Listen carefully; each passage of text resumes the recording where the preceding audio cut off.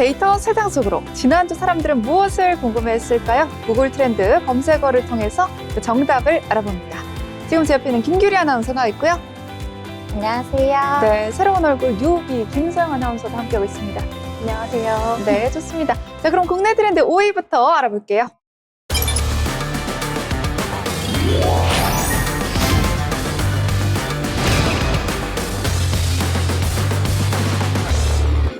네, 울산 화력발전소 붕괴 사고입니다.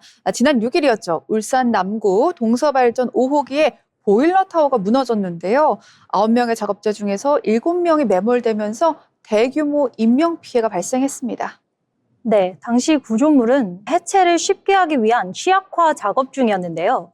작업이 약 90% 진행된 상태에서 하중을 버티지 못한 하부가 뒤틀리며 붕괴가 일어났습니다. 철골 구조물이 순식간에 무너지면서 작업자들은 피할 틈조차 없었고 구조대가 즉시 투입됐지만 현장 접근 자체가 어려운 상황이었다고 합니다. 네, 특히 구조 작업 중 교신이 닿았던 근로자 한 명이 끝내 숨져 많은 사람들의 안타까움을 자아냈는데요. 팔이 철제 구조물에 낀 채 의식이 뚜렷한 상태로 구조를 기다렸지만 이튿날 새벽 끝내 사망했습니다. 네, 현재까지 알려진 것으로 보면 5명이 사망한 상태인데요. 사고 이틀 뒤 8일에는 현장에 설치된 기울기 감지 센서 경보가 울리면서 구조 작업이 전면 중단되기도 했습니다. 비진동의 영향으로 5호기 잔해에 추가 붕괴 위험이 감지됐던 것으로 알려졌죠. 맞습니다. 결국 정부는 인접한 4호기와 6호기까지 발파 해체하기로 결정했죠. 또한 현장 인력 대신 드론 수색이 재개되었는데요. 소방청은 끝까지 한 명이라도 더 구조하겠다는 입장을 밝히며 전문 구조대와 첨단 장비를 총동원했습니다. 네, 사고 원인을 밝히기 위한 수사도 속도를 내고 있는데요. 경찰과 고용노동청은 70여 명의 전담 수사팀을 꾸렸다고 합니다. 붕괴 당시 현장 작업자 9명은 모두 하청업체 소속 직원으로 알려졌죠.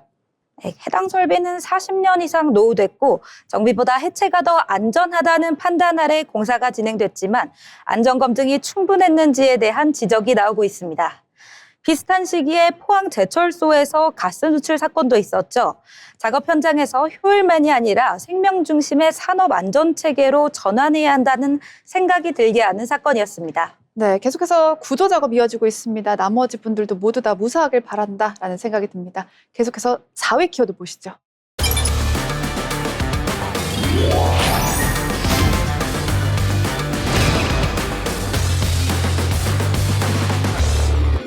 네, 김혜성 김 선생입니다. 야구 팬들 아시는 분들은 유명한 이 김 선생님 아실 거예요. 메이저리그 월드시리즈 우승으로 돌아온 LA 다저스의 김혜성 선수, 그리고 그를 7년째 쫓아다니고 있는 남성 김 선생입니다. 네, 논란은 6일 인천국제공항에서 불거졌습니다. 김혜성이 귀국해 인터뷰를 하던 중 한 남성이 어떤 놈은 LA 다저스로 갔고 애비는 파산 면책됐다라는 파격적인 문구의 현수막을 들고 등장했습니다. 김혜석 부친에게 1억 원의 채권이 있다고 주장해온 인물, 이른바 고척 김 선생입니다. 네, 김 씨는 2019년부터 김혜성아 느그 아버지한테 김 씨 돈 갚으라 전해라는 피켓을 들고 고척동과 원정 경기장을 돌며 1인 시위를 벌여왔습니다. 김 씨는 이미 명예훼손 혐의로 2차례나 벌금형을 선고받았음에도 시위를 멈추지 않았습니다. 하지만 채무는 부모의 개인적인 책임으로 자녀가 대신 갚을 의무는 없습니다. 오히려 채권자가 제3자인 자녀에게 반복적으로 갚으라고 요구하는 행위는 불법 추심으로 처벌 대상이 될 수 있다는 게 법조계의 공통된 의견이에요. 네, 맞습니다. 이날 현장에는요, 경호원들의 제재에 나섰고요. 또 김혜성이 공항을 떠나면서 상황이 일단락되기는 했습니다. 하지만 방송 SNS로 지금 저희 방송처럼 많이 화제가 되고 있는 그런 상황이죠. 네, 한쪽에서는 7년째 따라다닐 만큼 절박했던 채권자의 심정도 이해된다는 의견, 다른 한쪽에서는 채무자는 아버지인데 왜 아들에게 책임을 묻느냐는 반응이 맞섰습니다. 결국 이번 논란은 단순한 빚 문제가 아니라 법과 감정, 책임과 도의 사이의 충돌이 된 셈이죠. 네, 그럼에도 불구하고 우리 김혜성 선수는요, 감정적인 대응은 일절 없었습니다. 좋은 성적 그라운드에서 보답하고 있는 상황이고요. 월드시리즈 우승 멤버로서 차분히 시즌 마무리하고 내년 연봉 인상 전망까지 밝힌 상태입니다. 계속해서 다음 키워드 보시죠.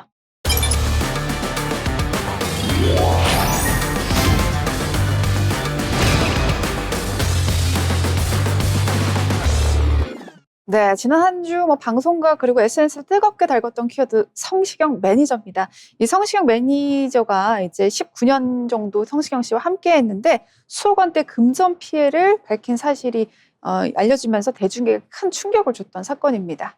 네, 성시경 씨의 소속사에 따르면요. 김모 씨는 재직 중 성시경의 콘서트 VIP 초대장 티켓 수십 장을 빼돌려 되팔았고 그 금액이 수억 원대에 이른다고 밝혔습니다.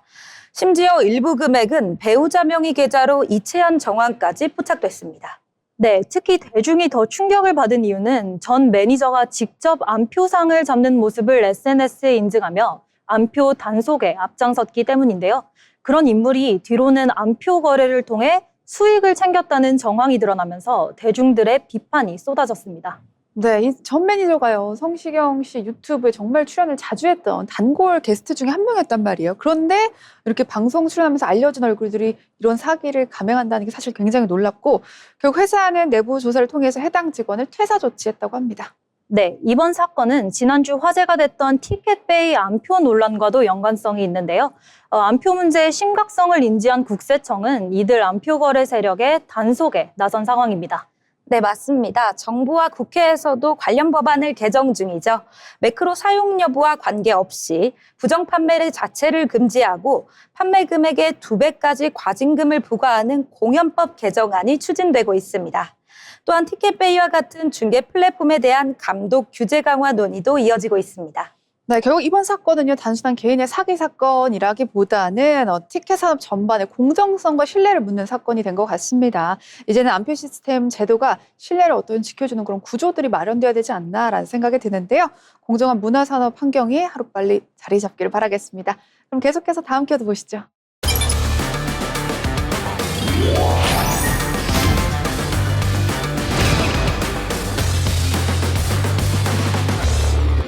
네, 비트코인입니다. 지난 한 주 비트코인 때문에 가슴앓이한 개미 투자자분들 정말 많으실 것 같은데요. 비트코인이 5개월 만에 지난주에 최저 금액을 기록하면서 10월이 원래 악토버, 그러니까 코인이 늘 올라서 업토버라고 불렸던 날인데 오히려 되려 떨어지고 있는 그런 상황을 지난 한 주 보여줬습니다. 네, 지난주 흐름을 보면 단순한 조정이라 보기는 어렵습니다.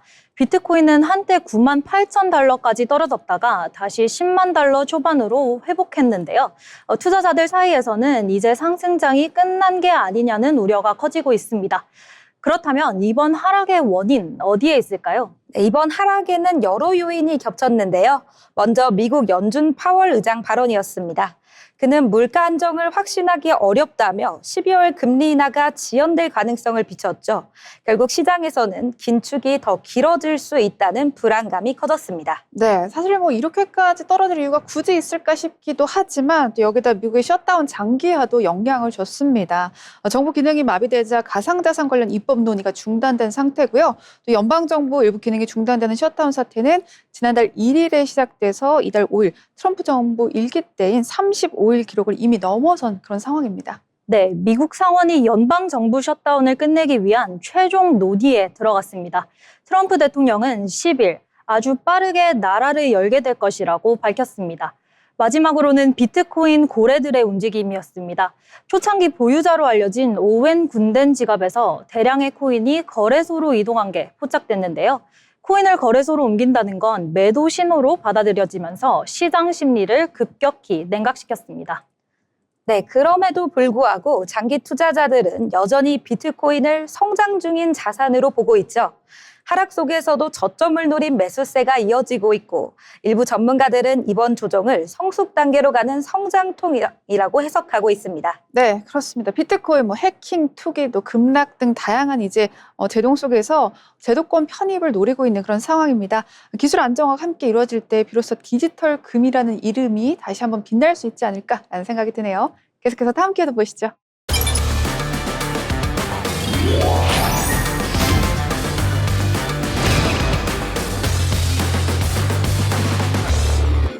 네, 지난주 국내에서 가장 많이 검색된 키워드입니다. 롤드컵 결승인데요.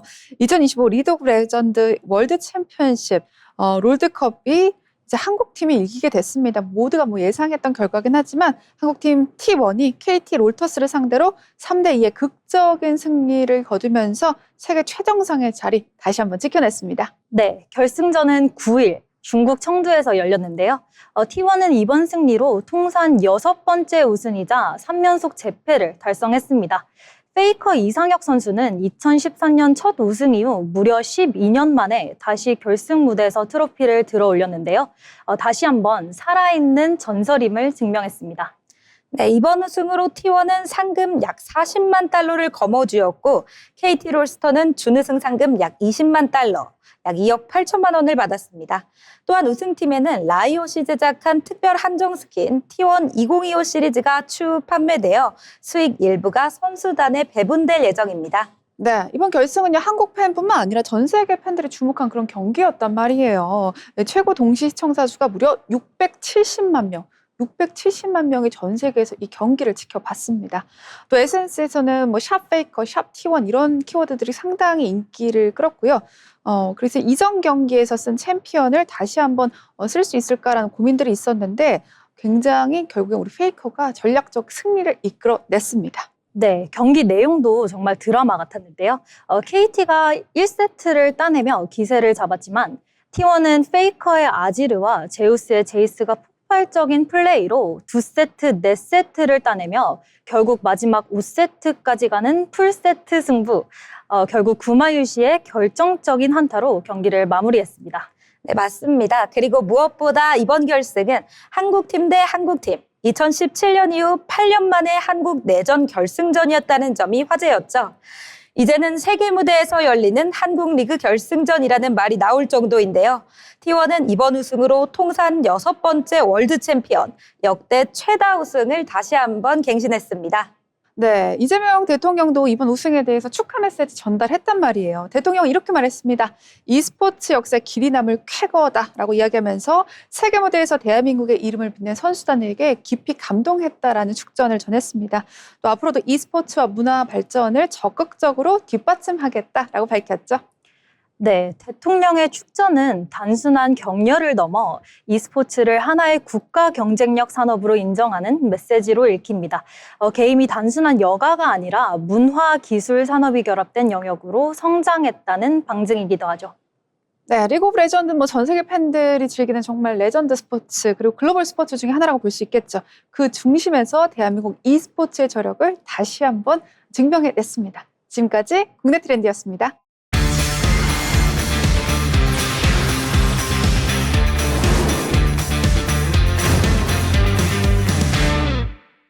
네, 데이터 세상 속으로 해외 트렌드 살펴봅니다. 지난주 해외에서는 어떤 인물, 어떤 키워드를 궁금해했을까요? 5위부터 살펴보시죠.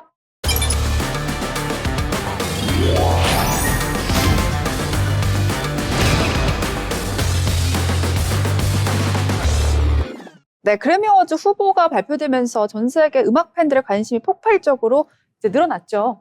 네, 그래미 어워즈는 1959년 첫 개최 이후 매년 음악계의 흐름을 상징해 왔는데요. 이번 제68회 시상식은 내년 2월 1일에 열립니다. 벌써부터 세계적인 아티스트들이 대거 후보에 오르며 팬들의 기대가 뜨겁습니다. 네, 이번 그래미는 그 어느 때보다도 경쟁이 치열하다라고 이렇게 알려져 있습니다. 켄드릭 라마가요, 무려 9개 부문 후보에 오르면서 최다 지명된 인물이 되었고요. 또 레이디 가가, 사브리나 카펜더, 잭 안토노프 등 다양한 이름들, 다양한 팝스타들이 정말 대거 이제 오르게 됐습니다. 네, 그런데 이번에는 특히 반가운 소식이 있는데요. 네. 바로 K-팝 아티스트가 그래미 본상 후보에 이름을 올렸다는 겁니다. 블랙핑크의 로제가 히트곡 아파트로 올해의 노래, 올해의 레코드, 종합 부문 등 3개 부문의 후보에 올랐습니다. 로제는 이 곡으로 글로벌 팝스타로 완전히 자리 잡았죠. 또 넷플릭스 영화 K-팝 데몬 헌터스의 OST인 골든이 5개 부문 후보에 오르며 화제를 모았습니다. 네, 정말 K-팝의 저력이 느껴지는 순간인데요. 사실 그래미 어워즈는 상업성도 보고 또 대중성도 보고 작품성까지 보이기 때문에 더 중요한 것 같은데 방탄소년단도 3년 연속 후보에 오르긴 했지만 아쉽게도 수상은 못했던 그런 아쉬운 기억이 있거든요. 네, 맞습니다. 그런데 이번에는 또 새로운 도전자들이 그 벽을 넘어서려고 하고 있는데요. 로제 골든에 이어 한미 합작 걸그룹 캐츠아이도 베스트 뉴 아티스트와 베스트 팝 듀오 그룹 퍼포먼스 두 부문에 이름을 올렸습니다. 한국 뮤지컬 어쩌면 해피엔딩도 후보에 오르면서 K-팝의 영향력이 한층 더 커졌다는 것을 보여주고 있습니다. 네, 이번엔 단순 후보가 아니라 그래미를 정말 수상하게 된다면 K-팝의 위상이 또 얼마나 높아질지 기대가 됩니다. 계속해서 4위 보시겠습니다.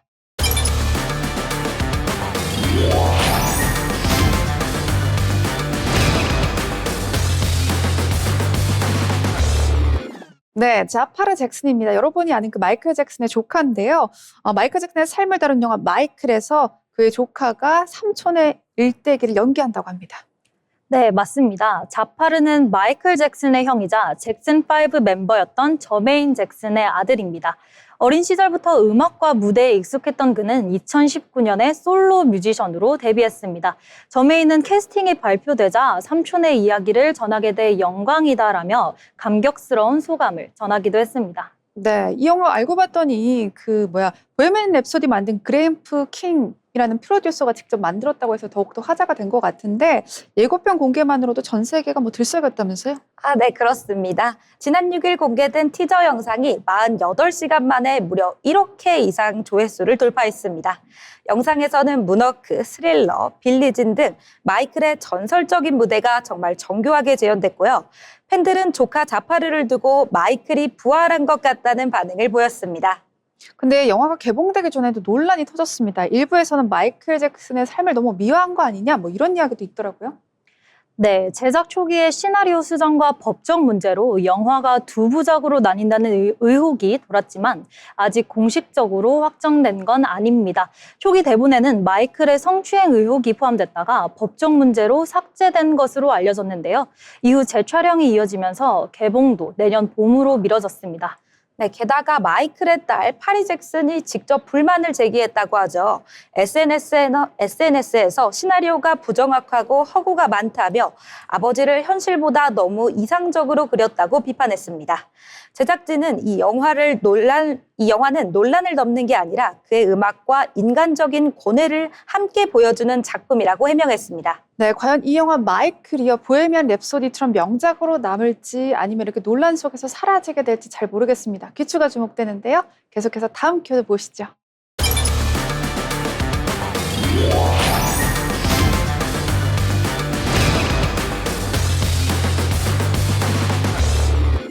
네, 좀 슬픈 소식입니다. 만션 닐랜드인데요. 댈러스 카우보이스의 수비수 만션 닐랜드가 불과 24살이라는 정말 젊은 나이에 세상을 떠났습니다.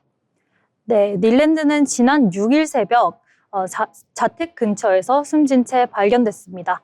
경찰은 그가 스스로 목숨을 끊은 것으로 보고 있는데요.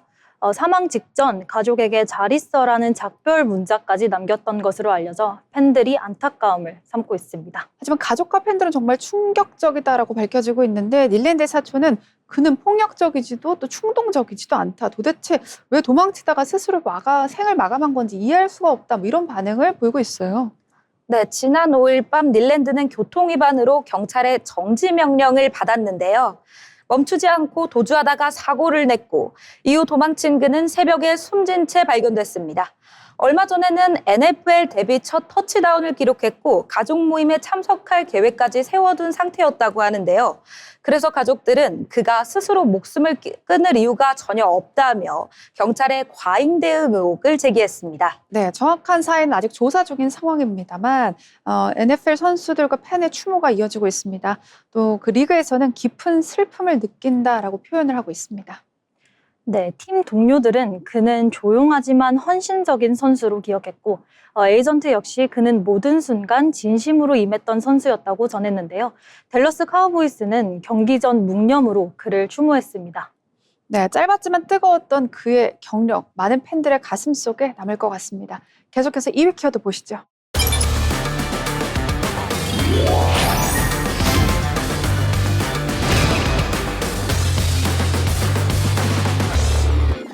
네, 스타벅스 곰돌이 컵입니다. 이 작고 귀여운 컵이 전 세계에서 지난 한 주 50만 건 이상 검색이 됐는데요. 귀여운 디자인 덕분에 출시 전부터 화제를 모으긴 했지만 바로 품절이 되는 그런 사태가 벌어졌죠. 네, 스타벅스는 지난 5일 연말 시즌 한정 메뉴와 함께 베어리스타 컵을 내놨습니다. 초록색 비닐을 쓴 곰이 스타벅스 컵을 들고 있는 디자인인데요. 정가는 $30, 우리 돈 약 4만 원 정도였지만 품절 대란 이후 중고거래 사이트에서는 무려 $500, 그러니까 우리 돈 약 70만 원에 거래되었습니다. 한정판 굿즈라서 희소성이 높았던 데다 SNS에서 곰돌이 컵 인증샷이 폭발적으로 퍼지면서 소비자들의 구매 열기가 더 커진 것인데요. 네, 컵 하나에 $500라는 게 정말 믿어지지 않습니다만 그런데 단순한 인기 굿즈로 끝난 게 아니라 이 컵을 얻기 위해서 미국에서 몸싸움까지 벌어졌다 이런 이야기 들었습니다. 네, 맞습니다. 뉴저지의 한 매장에서는 실제로 손님들끼리 다툼이 있었고요. 심지어 성인 남성이 10대 소녀와 싸웠다는 목격담까지 전해졌습니다. SNS에는 직원들이 미리 재고를 챙겨놨다, 매장당 몇 개밖에 들어오지 않았다라는 불만이 쏟아졌는데요. 어떤 소비자는 새벽 3시에 줄을 섰지만 직원이 매장을 오픈하자마자 먼저 컵을 샀다며 분노하기도 했죠. 정말 좀 우습긴 합니다만 그 정도면 거의 뭐 전쟁 수준인데 사태가 커지자 결국 스타벅스 본사까지 나섰습니다. 예상보다 훨씬 더 많은 수요가 몰렸다라고 공식 발표를 하면서요. 실망을 드려서 죄송하다라는 사과는 냈지만 재입고 계획은 없다라고 밝혔습니다.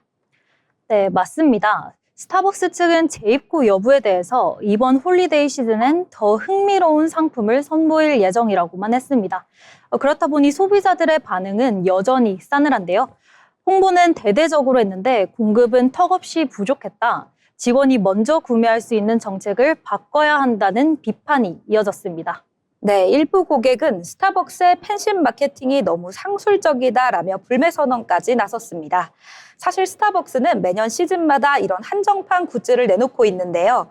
그런데 이번처럼 혼란이 컸던 건 좀 이례적이에요. 네, 맞습니다. 제품 수량을 줄여서 희소성을 올리고 또 이런 전략들이 결국 소비자 불만으로 돌아온 사태는 이번이 처음이긴 합니다. 자, 그럼 계속해서 이번 주 최고의 화제 키워드 1위로 넘어가 보겠습니다.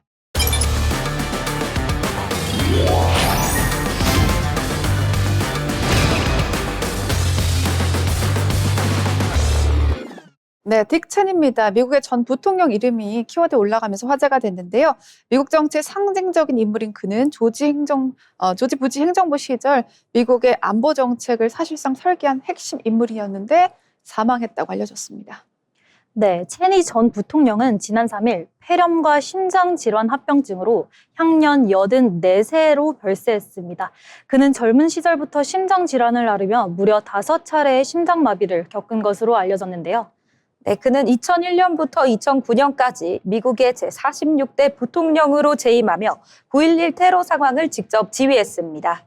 이후 이라크, 아프가니스탄 전쟁 등 테러와의 전쟁도 그가 설계한 작품이라는 평가를 받으며 미국 공화당의 신보수의 상징으로 자리 잡았습니다. 네, 그만큼 권한이 정말 막강했던 인물이다라고 알려져 있는데 심지어 워싱턴에서는 진짜 대통령은 조지 부시가 아니고 체니였다 이런 이야기까지 있었습니다. 이 정치 경험이 많지 않았던 부시 대통령을 보좌하면서요 정책 결정의 실질적인 중심에 서 있던 것 아니냐라는 이야기였죠. 네, 맞습니다. 체니는 부시 행정부의 그림자 대통령으로 불리기도 했습니다. 특히 이라크가 대량 살상 무기를 보유하고 있다는 주장을 내세워 2003년 이라크 정쟁의 명분을 만드는 데 핵심적인 역할을 했죠. 네, 하지만 나중에 그 정보가 허위로 밝혀지면서 많은 비판을 받았습니다. 그럼에도 그는 그때로 돌아가도 같은 결정을 내릴 것이라며 끝까지 자신의 판단을 굽히지 않았습니다. 네, 은퇴한 이후에도 체니는 공화당을 대표한 보수적인 인물이었는데 그런데 지난해 대선에는 트럼프가 아닌 민주당의 카밀라 해리스 후보를 지지했었다고요. 네, 맞습니다. 그는 공화당 내에서도 도널드 트럼프 대통령과 대립각을 세웠는데요. 트럼프는 미국 민주주의의 가장 큰 위협이다라며 그를 공개적으로 비판하기도 했습니다. 현재까지 도널드 트럼프 대통령은 그의 별세에 대해 공식적인 입장은 밝히지 않았습니다. 네, 체니 전 부통령의 장례식은요, 오는 20일입니다. 워싱턴 DC의 내셔널 대성당에서 진행될 예정이라고 합니다. 이 강한 신념과 논란 속에서도 역사를 움직였던 딕 체니 부통령의 삶을 돌아보면서 저희 데이터 세상 속으로도 오늘 마무리하도록 하겠습니다. 다음 주에 더 가치 있는 정보로 돌아오겠습니다. 고맙습니다.